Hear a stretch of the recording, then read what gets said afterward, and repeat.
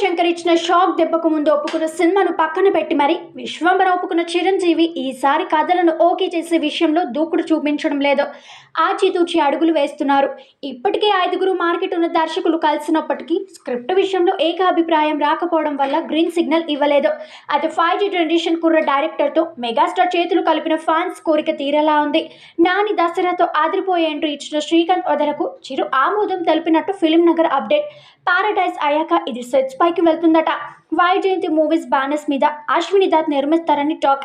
అధికారంగా ప్రకటన రాలేదు కానీ అంతర్గతంగా అంగీకారం జరిగిందని సమాచారం. శ్రీకాంత్ వదల చిరుకి వీరాభిమానం ఎంతగా అంటే మెగాస్టార్ పుట్టినరోజు ట్వీట్, ఇంటర్వ్యూలు చూస్తే అర్థమైపోతుంది.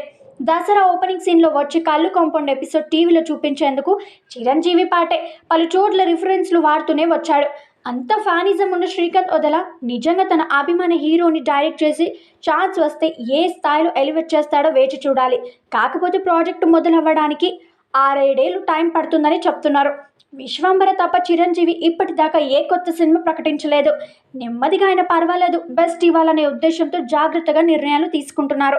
ఈ క్రమంలోనే శ్రీకాంత్ వదల చెప్పిన ఓ లైన్ బ్రహ్మాండంగా నచ్చి డెవలప్ చేయమని చెప్పారట. మాస్ టేకింగ్తో కొత్తగా ఆలోచించే శ్రీకాంత్ ఎలాంటి స్టోరీ రాసుకున్నాడో వేచి చూడాలి. ఇది పారడైజ్ ప్రీ ప్రొడక్షన్ పనుల్లో బిజీగా ఉన్న ఈ కుర్ర దర్శకుడు ఎప్పుడు చూడనంత వాయిలెంట్ అవతారంలో నానిని ప్రజెంట్ చేయబోతున్నాడు. బడ్జెట్ కూడా 100 కోట్ల పైనే ఖర్చు పెడుతున్నారు. వచ్చే ఏడాది దసరా లేదా దీపావళికి రిలీజ్ అనుకుంటున్నారు.